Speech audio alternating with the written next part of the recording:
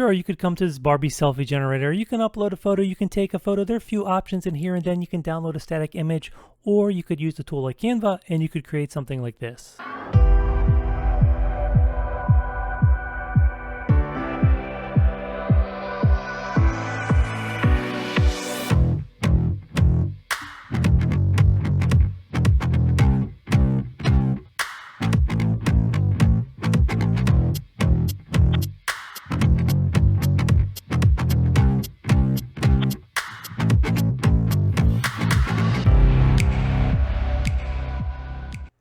This Barbie-style poster and animation is what I'm going to be showing you how to create in this video. And of course, the techniques you learn in this video can be applied to other projects. And as always, you can hit that subscribe button below to follow this channel if you want more tutorials related to Canva. Also, if you watch this video until the end, I'll share the file we're creating today as a template so you can make it your own, you can have fun with it. So check that out at the end of the video and I'll tell you how to get access to that template. Okay, so recently my daughter really wanted to go see the Barbie movie. My first reaction was something like, what, really? A Barbie movie?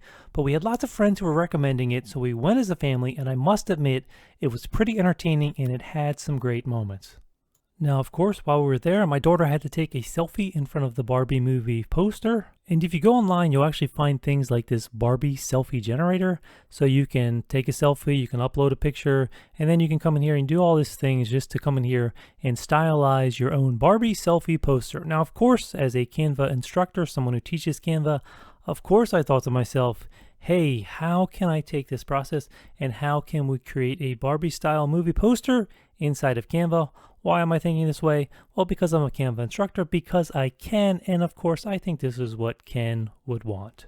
Okay, so let's jump on over to Canva to get started. So from the home screen here, you could do something like you could type in poster and you could find a format here in Canva that has the size dimensions you want. I'm actually just going to use a custom size. I'm going to come under custom size, and I know I want this to be 11 by 17 inches.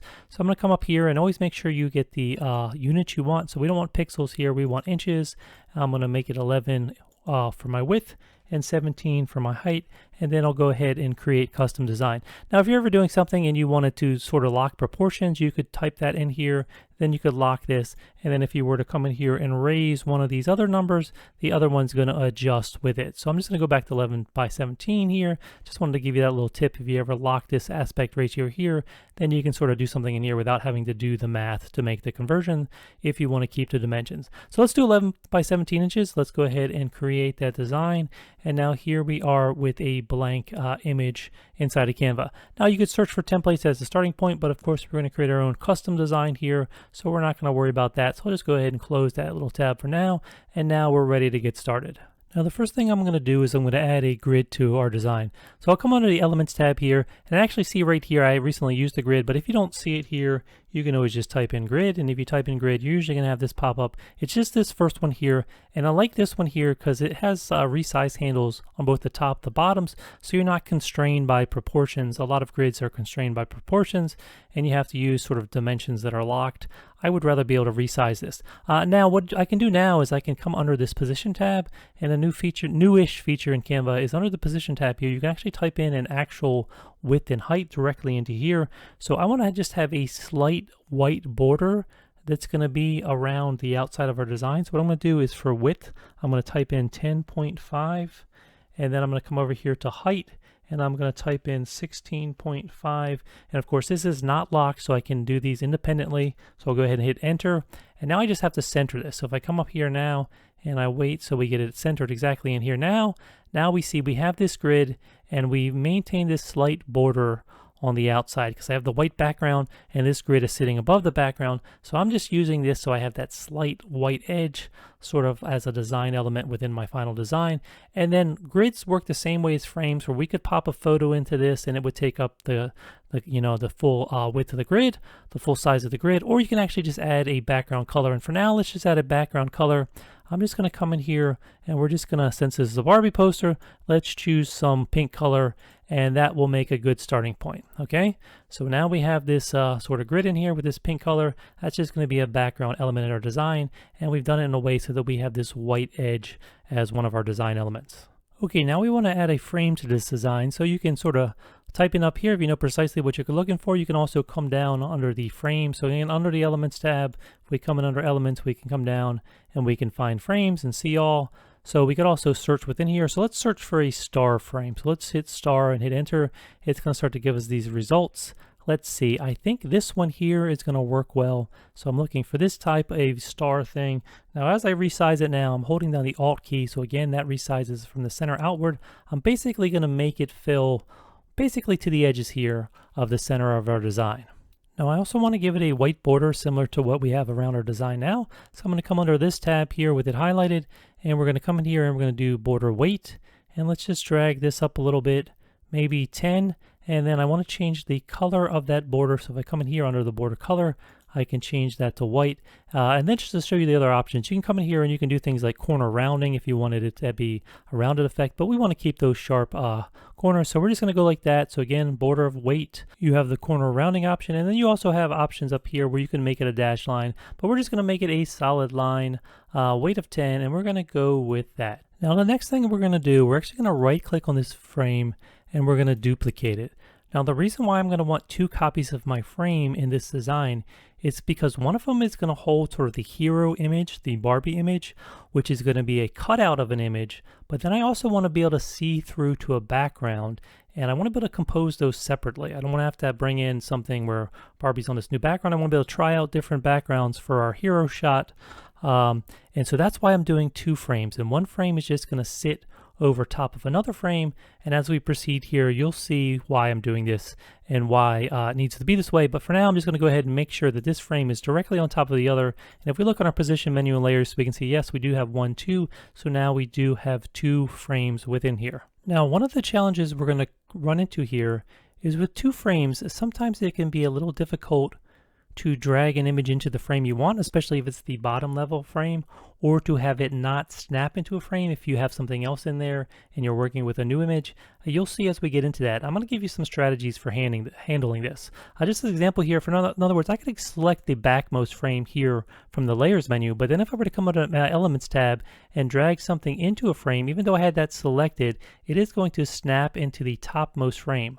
And we can see that here if we come under the position menu, we can see that the topmost frame now has something in it and the bottommost frame does not. Okay, so I'm going to hit the Control Z on my keyboard.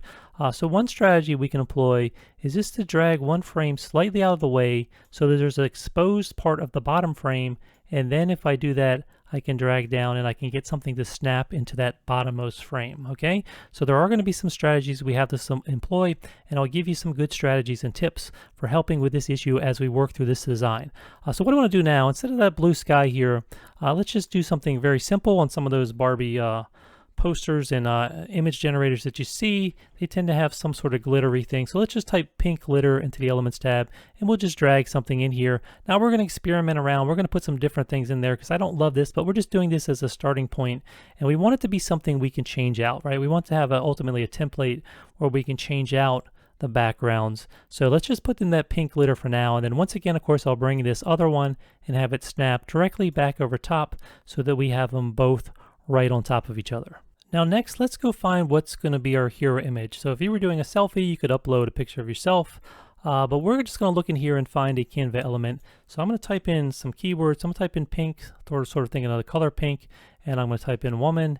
And then we're just going to see, I want to look at photos. So I'm going to scroll down, and so what I found was, if I scroll down a little farther here, let's see if I can find so something like this. So I found an image like this, and then of course if you click on a photo, a lot of times you'll get recommendations and you can click see all. So this one here I'm actually going to delete, and I'm going to go down and let's try a couple other ones here. I think this image here, so this looks like it's going to work for what we want to do. Now the next thing I want to do here is, I'll make this a little bigger. I want to take the background and remove the background from this image. So if you're a pro user, you can come under this edit photo menu and you can use the background remover. Now if you happen to be a free Canva user, then what you could do is come over to a site like remove.bg. So on the web this would be remove.bg, and there are a lot of sites like this, and so you navigate here, you upload one of your own images or an image you've downloaded from Canva, and we'll attempt to remove the background for you. Now as is the case with the Canva background remover tool and pretty much every background remover tool you can find, you're going to have more success removing the background if it's an uncluttered background, if there's some delineation between the background and the photo itself, the main subject. So it's not going to work perfectly for every image, especially if it's one with a lot of soft focus, a lot of like edges that are confused. So the more crisp your subject is and the more it stands out from the background, the more it's separated from the background, the easier it's going to be to remove that background. Okay, so I'll just jump back over here now. And so I'm just going to use the remove background tool, which again you can do if you're a pro Canva user, and we'll just click on that, give it a second. It's going to go ahead and remove the background. Now, we can already see if it clicks in here, we can see why I did the 2-frame technique, why we set up 2 frames in here, because now we actually have our subject in 1 frame, and within the other frame we have that glittered background. So I'm seeing both, even though they're separate, they're not one file, I'm seeing them both. So in other words, this one I'm seeing through, and so let me just show you. If I drag this down, we can see that this is actually just within the frame by itself, but you have transparency where you don't have the subject. That's why when it's over top of here, we're seeing through to that glitter layer. Now, I do want to resize this next, and what we want to do is we want to resize it because we want to have our subject sort of pop out of the frame, sort of a pop-out effect. But there is a bit of a trick to this. So if I come in here now, what I want to do is I want to go ahead and I want to resize my subject. So if I start sizing my subject up like this, and then positioning the subject, thinking about maybe I want it to start here, and then I want her head to go slightly beyond the frame, so something like this. Now the issue is if I just go now and click outside of this, commit that, everything is locked within the frame. So to get around this, we're actually going to have 2 copies of our image. So what I'm going to do is I'm actually going to come in here for a second. I'm going to detach the image. So what I'm doing is I'm just right clicking and I'm choose detach image. And then what I'm going to do is come in here and I'm going to duplicate. And I'm just going to take this other version of her, just put it up out of the way for a little bit. Actually hit Control Z because I lost it there for a second. Let me just bring it down here. We'll just put it right there. And so we have this copy of the image. And now we can work with this one here, but we know we have this copy that we're going to make use of. Now, the tricky part of this is we want these to be sized exactly over top of each other so it doesn't look like we have 2 different images. So it just looks like we have 1 image popping out of the frame. So to do this, what you're going to want to do is you're going to want to make sure you have your rulers turned on. Now I think Shift+R on the keyboard, so Shift-R is actually a keyboard shortcut in Canva to show or hide the rulers. So make sure you're showing your rulers. And the reason why I want you to show your rulers is because you can drag out guides from your rulers, and this is actually a trick we're going to take advantage of so we can get things positioned properly. But I'll just drag that back onto the rulers, it'll disappear, but you can also go under File, you can check under View Settings, and you can show rulers and guides this way, but you can see Shift+R is the keyboard shortcut. Okay, so with those rulers turned on, what I'm going to do now is grab this first image, we're going to drag it over top of the frame until it starts to snap in the frame. Then we're going to release it. Now, we're going to double click so we're now cropping within that frame. And now from within here is I want you to resize it thinking about what you want to be within the frame. So again, I want sort of to start with the bottom of her dress here. We're not going to see her legs because that's going to be cropped out by the frame. And then what we're going to do is we want her head to extend slightly beyond the frame up top here.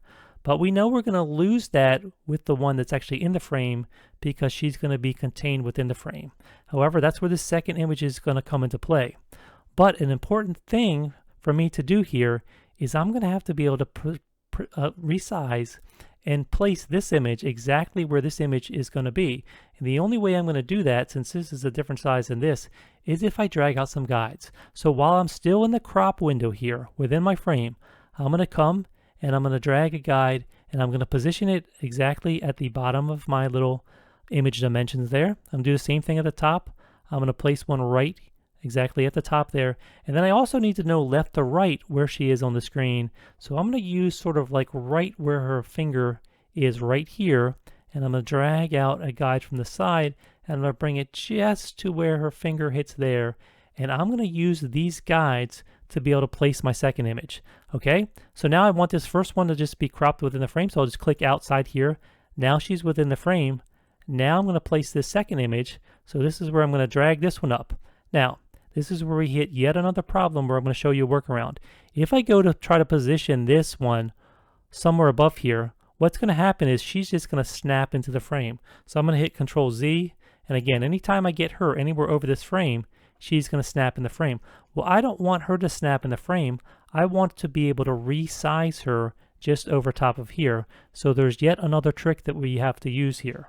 And this is going to be a good trick that you're able to use anytime you have an issue like this where you have something that's snapping into a frame and you don't want it to snap into that frame. So what I'm going to do is I'm just going to hit C on my keyboard, and that's the keyboard shortcut for adding a circle. So I could come under Elements and find Circle, but I just hit C.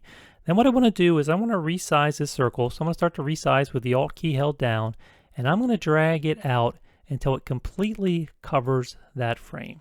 The reason why I'm covering that frame is I want it to block the frame so that my element doesn't get added to the frame. So next I'm going to come into the position menu, and I'm going to make sure that it's between the frame and between this second layer I'm working with. Now what I'll do is I'll make sure that my top image is selected, and then I can start to drag her up. And you'll notice you still want to snap to the background, but if I get her above this, she does not actually snap into the frame anymore. Now, obviously we need to resize her, but remember, that's why we set up these 3 guides. So remember, we want the bottom part of the image to touch that bottom line. Then we'll drag this up, and we want the top part to touch that top line. And then for the left to right alignment, which I can use my arrow keys, if I just get her selected and use my arrow keys, I can start to bump her back across. And I want to bump her across until right when her finger is basically even with that line here. So you can see I use these 3 guides at the bottom to align the top bounding box and then to align that there.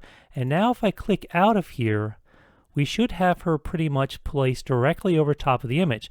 Now, we still want it to be contained by the bottom part of the frame, so once again I could just click on her, and now I can crop the bottom of her. And when you first do that, it's just grabbing the guide. So you can just get rid of that bottom guide at this point, but now you can grab this and you can pull up, and you can see now that now I'm starting to pull up on her, and we no longer need this circle. So let me just come under position, and let's get rid of the bottom circle. And so now we can see that, yeah, now we have this image right over top. So if I drag up right there, then suddenly we have it. So we have this pop out effect, and we're using those 2 images together. Now, I can see a slight seam where I have things slightly mispositioned, which can happen sometimes. So if I come in here, zooming in, I can see my left to right alignment isn't quite perfect. So I need to make slight adjustments. Now, one thing you could try is you could just try dragging up the crop of that top image and finding a place where it's not going to be as noticeable. Of course, I improved it here, but I didn't improve it there. So more often than not, what you want to do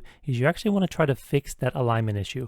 Well, the good thing is now there is more precise positioning in Canva than there used to be. You actually can come in here under the Position tab and actually can control the X, Y coordinates really down to the 100th of an inch here. So I could come in here and I could change this. So let's try 4.77 and see what that does. And we see that slides it too far the other way. So we need something a little bit in between. So what about just 4.7? That's getting closer. What about 4.72?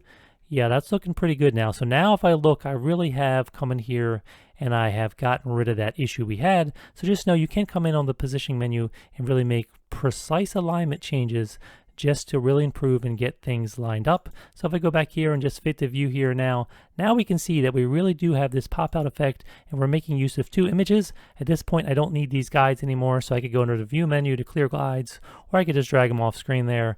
And now I really do have a really good start to this design because we're using 2 images, and we have it so it fits in the frame up here, down here on the bottom, but it's really popping out of the frame up top for that cool pop out effect. Now, as you're designing this, one of the things you can be thinking about is, do you want an end product that's just a static image, a JPEG, a PNG, or do you want something that's going to have a little motion to it? Do you want something that could be a GIF, that could be a video? So you might want something with a little bit of animation, a little bit of motion to it. Now, there are a couple different ways to do this in Canva. So if we were just going to go to the position menu here and we could select that glitter layer, we could just do something as simple as coming under the animate button here just for that element. And then as we start to go over these different options, we see that we could build in just some movement automatically just by making use of this effect right here. So then you would maybe download something that was a GIF or that had some sort of animated element to it. So you could do something as simple as that. Of course, I don't love that background, so we could also change out that background. Now, when we go to change out this background, this is where, again, you have the problems of frames lying on top of each other. So if I were to come in here under the Elements menu, let me just go to Position menu for a second. You can see that I do have this glitter layer selected. And if I were to come under my Elements tab, and let's say I found this little video here, and I wanted to drag this one onto the frame. Well, if I drag it onto the frame and go to release it, you can see what happens is, well, if we look at that position menu, it actually replaced the layer above it. Okay, even though we had this layer selected, because this layer is above it, it replaced that layer above it. So let's hit Control Z to undo that. So once again, what we're going to need to do here is, this is the layer it accidentally put in, since put the new image in, since it's on top. So let's take that and let's move it a little bit out of the way. So I'm just going to slide that over, and basically what you need to do is you have to slide it over enough so that you can expose that frame below it. So now if I come under the Elements menu, do the same thing, but I target that layer below it like that. Now I could come back under the position menu. You can see it did add it to the layer I wanted to. Now I just have to bring this one back over and recenter this. So you do have to do a little bit of this game of moving your frames back and forth. I would like if Canva came up with a way where you could protect the frame. Now you can lock a frame, you can lock the position. So if you select something, you can come in here and use this lock thing, but it still isn't always going to prevent you from putting stuff that's going to pop into that frame. So you do sometimes have to move things out of the way. But so you can see, just by adding a nice little background element that's a video into your frame, because you can add videos into your frame, then suddenly we're getting all of this movement that is really pretty cool. Now maybe I decided I like this background better as an overall background for my grid, so I could add that here, and then I could come back and find another background element for this item here. And of course, anytime you're doing this and you want to preview your whole thing, you could hit the play button here, or you could come under the share menu and you could go into presenter view, present at your own pace, go ahead and present, and then you're going to start to see a full screen sort of mock-up of what your image is going to look like. So that's pretty cool right there, but we also might want to come up with something where we have different elements in the different frames, one for our background and one for just around the image itself in this star pattern. So I'm going to hit escape to get out of the full screen presenter view, and let's come in here and let's experiment with another background. Now, one thing I like to do as part of my Canva workflow, and I always encourage others to do as well, is to store not just your favorite designs, but your favorite design elements into folders. So what I did when I was coming up with this tutorial is I started putting some of my favorite backgrounds and stuff into a particular folder, and I suggest you do this when you find favorite animated elements, favorite elements when you're working on a big project. Store those in a folder for easy access so that when you need to get back to them, you can do so easily, or especially when they're things that you think you might use in a different project in some time in the future. So what I'm going to do is come under my Projects tab over here. So I'll come under my Projects tab, and if I come under Projects tab, I can come under Folders, and under Folders I have a Barbie folder that I just created earlier. So I'll go ahead and start to type that in, and it's going to find that here. So here's designs, but here's folders, here's the Barbie poster. So if I click in that, then I can see everything I've stored in here. So I stored a couple of different sort of assets I like in here. So again, let me just grab this and move this out of the way a little bit. Let's pull this one into here, and so now I'll bring this back over, and so that just gives a different look there. So now I have some contrast between my foreground element and my background elements. Of course, I'm getting a preview of this, but if I click over onto the other element there, I can get a preview of the background element. So both of these are going to be animated when I download the final version. So it's just a matter of you figuring out what you like, what works well together, and then again, experiment around. You can create multiple different versions of this, find what works for you, and it also gives you a template where you can update it in the future with different design elements. And it's great to have things that you can use repetitively as part of your process, and you're not starting from the very beginning, because that's just a way to save time when you're creating graphics in the future that are somewhat similar to something you created in the past. Okay, so let's add some text to our design. So my inspiration for this poster was really this poster here. And so I was looking at this font here, and I did a little research, and I found this Bartex font. Now, I'm not sure if this is the exact font that you're seeing in this movie poster here, but it is pretty similar at least. Now, here on this site, it said that this font here was free for personal use. And so you do want to pay attention whenever you're downloading a font. Is it something that's free for commercial use, or is it just free for personal use? Okay, so you got to read license files when you're downloading from different places carefully, because you do not want to infringe on someone's copyright. You want to be respectful. You want to do what's correct, what's legal. And so I've downloaded this, and I'm just creating this version for personal use and for educational purposes here. But if I was ever going to publish and sell something that made use of this font, I would want to check very carefully, and you may have to pay to get a commercial license for a font. Okay, so you can upload fonts into Canva, and you can make use of fonts that you've purchased. You can upload those into Canva and make use of them in Canva if you have the pro version of Canva. So that's what I've done. I've downloaded this Bartex font, but if you don't have this font here, you can find other things. Like if you type in Barbie font generator, you can find other sites where you can actually generate a Barbie font. So here's one where I went in and I typed in Feel the Energy, and so I could download this and I could use just that image that's going to download in a design. Okay, so you can look for things, but again, you always want to be respectful. You always want to read sort of what your usage rights are when you're doing something like this, when you're downloading fonts. So make sure you do that. So I'm using this Bartex font though. I have uploaded that into Canva. So what I'm going to do is I'm going to go ahead and add some text. So add a heading, and I'm just going to type Barbie here. But if you were doing your own, then obviously you'd put your own name or whatever you wanted to when you're making your custom version here. So I'm just going to come and I'm just going to size this up. And since I downloaded that, now it's going to show up in my uploaded fonts. You see I have this Bartex font, and so now I can switch that, and I'll go ahead and I'll change the color over to white. And so now we have this Barbie font that is much like you see on the Barbie poster. Now, to take this a little farther, because if I look at this poster, you also have the font, but then you sort of have this pink outline. So what I did for that is I'm going to come in here, I'm going to duplicate this. So let me just select this font layer. We're going to duplicate that. And then with this one here, I'm going to go ahead under this effects menu here. I'm going to choose outline. And what I'm going to do is I'm going to set the color of that outline to my pink color. So I was going for that pink background color. So let me just click here, and let's go in here and let's just select the color of our dress, I think. And we're going to choose that pink. And then I'm going to go ahead and apply that, but then I also want that to be the font color itself. I did it as the outline color, but now I also want it to be the font color itself. And then on the position menu here, what I'm going to do is I'm going to take this and push it behind the other Barbie font. So we can see how we're starting to stack these together. And then again, with this one highlighted, I'll go back under the effects menu, and you see how you can push the thickness of this, and I can really start to get it to close up and just be totally a background element. And then of course you can come under the position menu, and if I want it to be a little offset, with this one appearing a little farther up at the top, I could drag this up farther, but whatever I feel like is going to be appropriate. But I might just leave them sort of centered like that because I think that looks pretty good. Maybe then I would select them both, I would group them together. Now it's just one element. I can move around.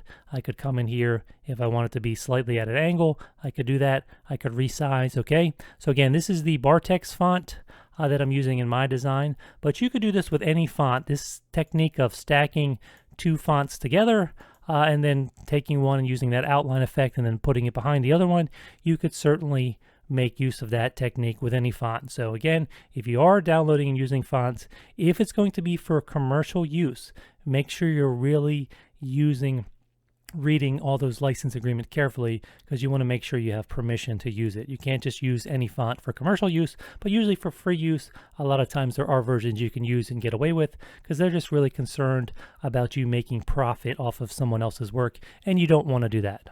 And of course, this stacking technique I'm using here, I could take this even farther. So if I ungroup these for a second, let me just go back, and so I can see on my position, I can select this top one. I will go ahead and I will duplicate this top one. And then let me check this second one here, and we're going to change this font color to black. Let's change it to black, or maybe, we'll try black, but we could try all kinds of different colors. Or actually, maybe I'll take a pink color, but then I'm going to come in here under this pink color. And let's go in and let's make it even darker, something like that, just so we're getting this outline effect. And so you can see you really can start to stack these text effects if you sort of want to make your text be more of a 3D look. And of course, when you're doing something like this, then you can also come in here and you can play with transparency to make something more subtle or more, in your face, more bold. So something like that looks pretty good. And then of course, I probably would come back in here again, select all of these and group them together just so it maintains one element. I can really easily move around my design once I have it grouped the way I want it to be grouped. Now, sometimes you have arrow keys that can move things around inside of Canva. I find that those stop working sometimes. You have to sort of be temperamental with them, so sometimes you have to click a few times on something before that arrow key shortcut will move, because usually your arrow keys you can use to nudge things around just a pixel at a time, or if you use shift plus arrow keys, a lot of times that's 10 pixels at a time within your design. Okay, so that's looking pretty good, so I might just add a few more text elements and then we might call this done.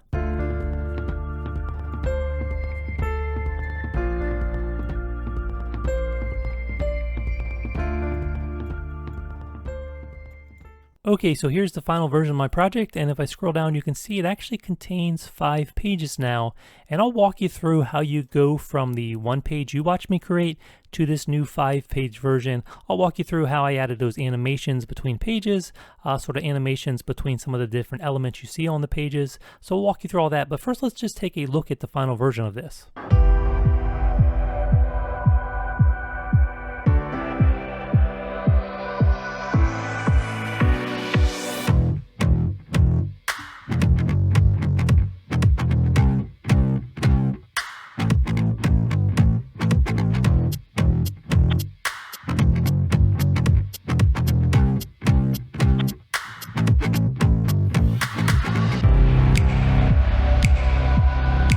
So as you can see, I added in some music, I added in some cool design elements and animation, and this is the type of thing that is really easy to do in Canva, and you can see that the final version of this is just way more dynamic and way more attention grabbing than just a simple static image.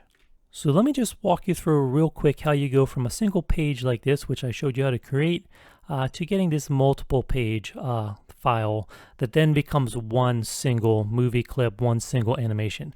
Okay, so you're working in pages now. We can see we're in this page view here. If you start a project like a poster, Canva is going to put you in this dynamic page view, and you can work within this, but when you get into creating animation, something that's going to be an animation and you're going to download as an MP4 or a GIF or something, it's better then to switch over to the timeline view that Canva has. That's just more suitable for working with video, working with animation, working with audio.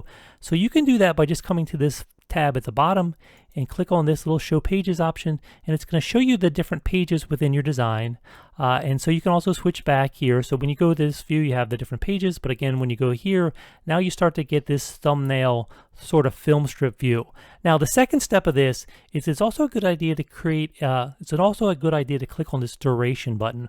When you do that, now you're actually seeing the actual duration of these slides, and if I wanted to make a particular portion of this, a particular page, take up even more time in my video, well then I could just click right on it and I could drag it out. So I could take this first clip and make it last for 15, 16 seconds, or again I can drag it back and put it back to where it was at right around 6 seconds. So again, it's just very helpful working in this sort of film strip view, this thumbnail view.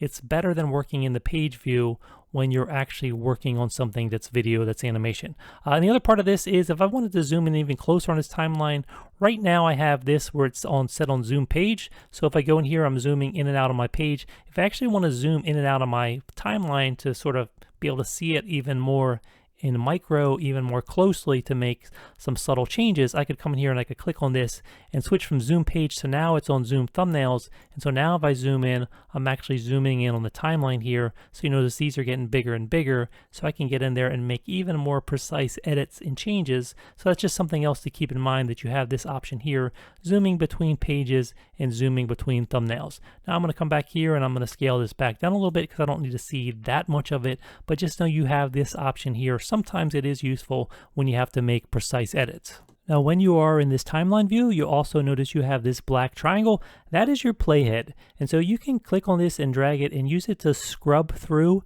your video, your animation, to see different parts of your video.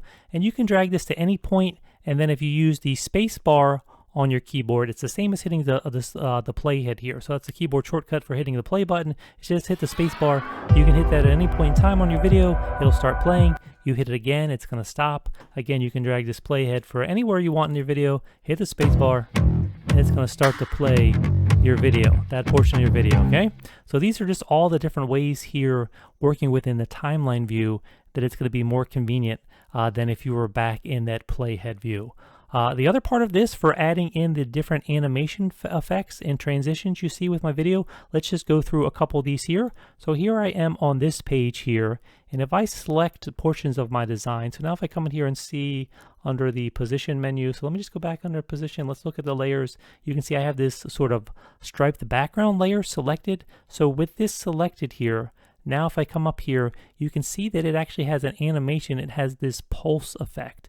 So you can come in here and you can add animations at the overall page layer, and if you do it to the overall page, it's going to add animations to the entire page. So if I just had this whole thing selected, you can see that there's no animation option here, but I could come in here and I'll at the page level, I could come in here and I could sort of preview some of these and see what it's going to look like if I add an actual effect to the entire page. That's with the page selected here. And of course, if I didn't like what I added, if I didn't like this block, I could just come in here, remove all animations. Now, that was working at the page level there, but if I come back in here and I go back under my position menu and just see that this is selected here, then we can see, because I removed everything, I lost the animation I had for this one particular element. I want to come back in here. I actually had a pulse effect, so I could come back in here and I could re-add this pulse effect. I think I had it going a little faster, so once you do that, you can come in here, you can play with the intensity, you can make it go faster, you can make it go slower. So all these different options in here, if you just sort of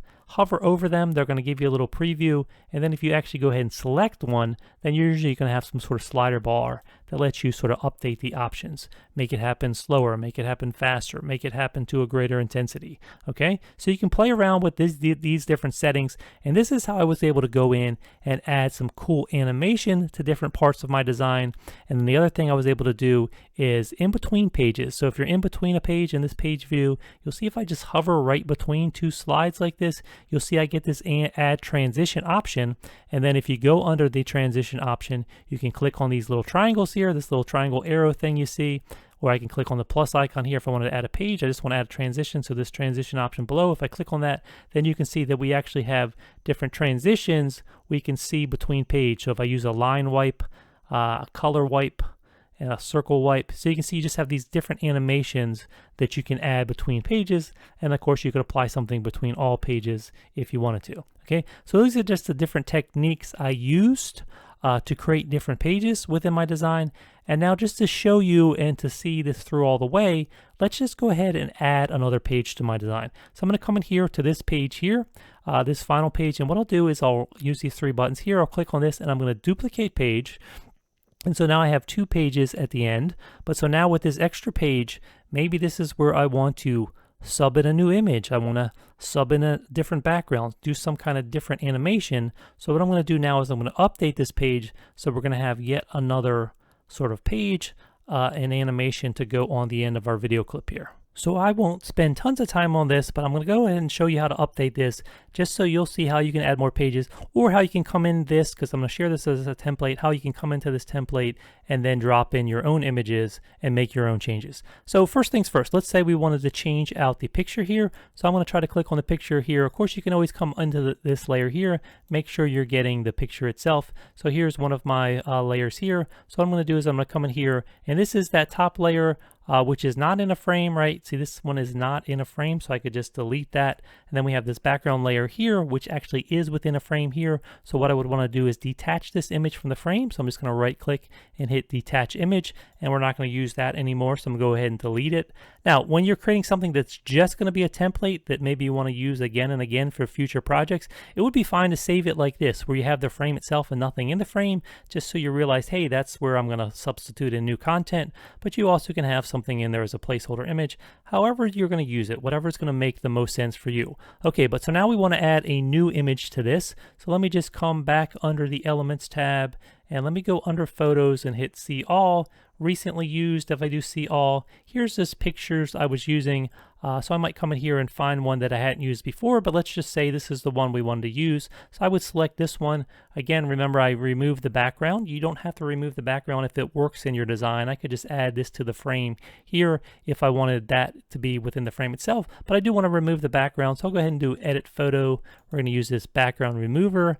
We're going to remove this background. Now remember, if I go to drop it in this frame now, I have to work around and make sure I can actually get to that frame since I have other elements in front of it. But we're also going to create a copy of this. I'm just going to hold down the Alt key and drag out on that to sort of have a copy of that image and just put it down here somewhere. I don't want it snapping into the background, so remember, you have to be careful that you don't lose it into a frame or into a background. So now I have the two copies of this image here, and then this one here, I want to get this one within the frame. So I'm going to come up here and drag it until it goes within the frame there.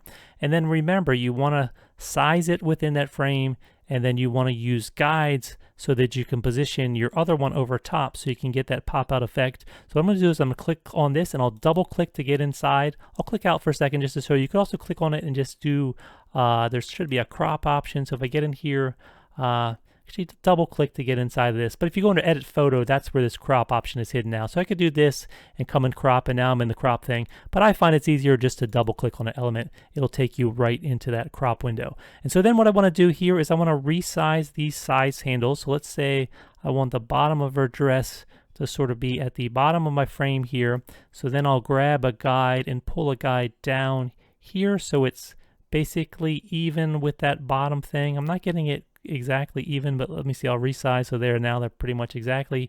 Here's another one here which I don't need, which I can move in a minute, but let's resize the top so that she comes out of the frame a little bit. So something like that. Then I'll pull this guide up so it's basically even with the top blue bounding box that I have. Let's get rid of this one so we don't confuse things here.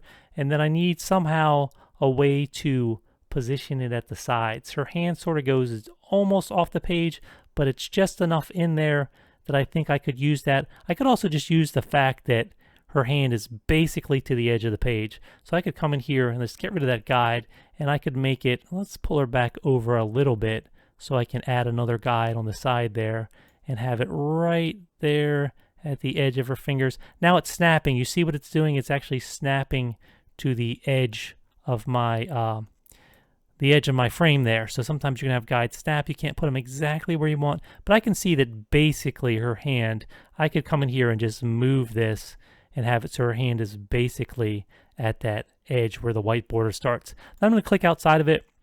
And then again, once you've done that, second image here, we're going to pull it up. We're going to get it even with this bottom thing. Again, if it does start to just snap into frames like this one is snapping, what you might have to do is use that trick where you use a circle. Put that in front just so it doesn't automatically snap to your other guides and things you don't want it to snap to. Go back, find that second image. Here it is here. Let's put it on top of the circle so we can see it. Let's just bring it back out here. Remember, here's where we're lining up with this bottom bounding line.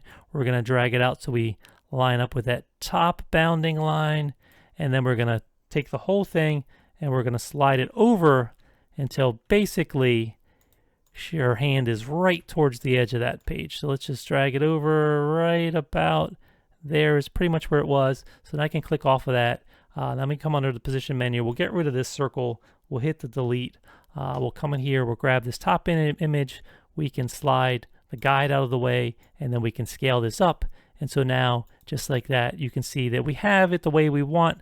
However, she needs to be positioned behind the Barbie text. So let's just drag her down so she's right above the frame. And see, now you can see we're getting that pop out effect. And if we want to hide guides, I think there's a way to just view and hide guides. So if you come in there on view settings, yeah, it's the same thing as the rulers, Shift plus R just to clean things up a little bit. And now we're seeing everything there. So that's how you would update the image. But if I wanted to update the other elements on this page, I certainly could do so. So for example, within this star frame, we have this sort of glittery background. If I wanted to update that, I'm just going to have to figure out how do I drag something else into the frame. Remember, you can have stuff in front of here blocking it. So what I'm going to do is I'll just come under the position menu real quick just so I can see, and the elements in front are going to maybe be this top frame or this frame here that's just in front of the glitter element, and then also maybe this Barbie text. So I can actually come in here, and when I'm under the layers menu here, if you click something and then control click onto something else, you can select multiple elements together. If I were to click like one element here and then shift click, I would select all elements in between those layers, but I just want to actually select this layer and this layer, so that's where I would use a control click. That would be command click on a Mac. So let me just do that again because I accidentally hit shift before. So click on one, control click on the other. Again, that's control click on Windows, command click on Mac. So now I have both of those selected. So now I could just take them both and slide them to a side a little bit just so I can get to this frame here beneath that, because that's the actual frame we want to update. I don't want to accidentally drag it into the other frame here. So you have to make sure you can access that bottommost frame. And then of course, coming back under the elements menu, I found something else here, but all I did was went under videos tab, or you could search all elements and then go to video. So if I just type in something like pink, Let me just type in pink again, pink.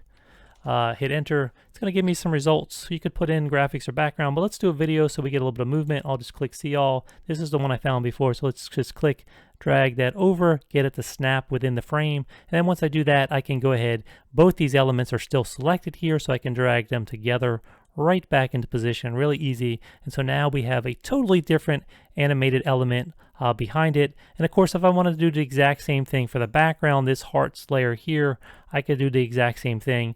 So let's actually go back under our Elements tab. I'll come specifically under the Videos tab. See all, let's search videos.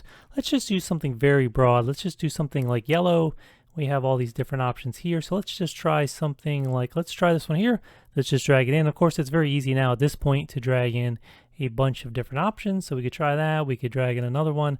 So anyways, very quickly, you can come in here, you can play around. And if you like something like this, if you want to see it full screen, you could use this play button up here just to launch this. And at this point, I could also use my arrow keys just to get to that final video there, that final page. You can see just like that, we were able to add another page totally different to our design and to the end of our video. Okay, so hopefully you see how easy it is with Canva to take static content and then turn it really into this dynamic content by adding in some animation and some other cool effects. That's really easy to do. So I hope you learned something. If so, feel free to hit like and subscribe below. Thank you for supporting this channel. Just come back here for all your Canva related tutorials. Now, another thing I've done is I've created another version of this file, which I'm going to share as a template for you. So in the description of this video down below, I will post this template link. And what you can do is you can launch, you can use that link to launch your own version of this design, which you can then use in any way you want. Just a couple things about that though. Just keep in mind that there are some pro elements in here. So this video background here, a number of these video elements, these background elements are pro elements. So that means if you are a free Canva user, you will see a watermark, and then if you go to download that, it will charge you at the time of download if you do go on to download that. They have a couple other options as well. You can upgrade to Pro, and I will put a link below to a free 30-day trial of Pro. Now that's an affiliate link, so it's another way to support this channel. Nothing changes for you, but I could earn a commission through that. And the other thing you can do is obviously just sub out the content for free content. That's totally fine too. If you don't want to use any of these Pro elements, you don't want to be charged for them, you don't want to upgrade and try that Pro version, just go ahead and sub out that content. And the other thing I'll mention about this is you'll notice on each of these pages, what I've done is, remember we have those two frames stacked on top of each other. So I have moved the one slightly out of the way just so you can very easily come into Elements. You can very easily click and drag something and it'll snap into that bottom frame. And then once you do that, remember you just want to move this back over top. But for the template purposes, just to make it easy and just to save you a step, I've sort of slid that top frame slightly out of the way. And the other thing I've done is I replaced the Barbie text. Since that Barbie text was a font I uploaded to Canva, and again, as a reminder, I used the Bartex font, which is very close to that font in the Barbie poster. So if you wanted to, you could download and you could use that font. But just to make it easier for everyone, since everyone might not go through that step, I just used a free font here. So this is the Anton font. And so I went ahead and updated all these pages with that. But again, experiment with this, play around, have fun with it. And it's also, you know, besides this Barbie poster thing, we did that just for fun to be silly, but you could obviously use this to create any sort of engaging dynamic content that fits, you know, whatever fun you want to have or whatever you're doing in terms of marketing for your brand. So have fun with it. And again, I hope you learned something. Thanks for watching, and I'll see you soon.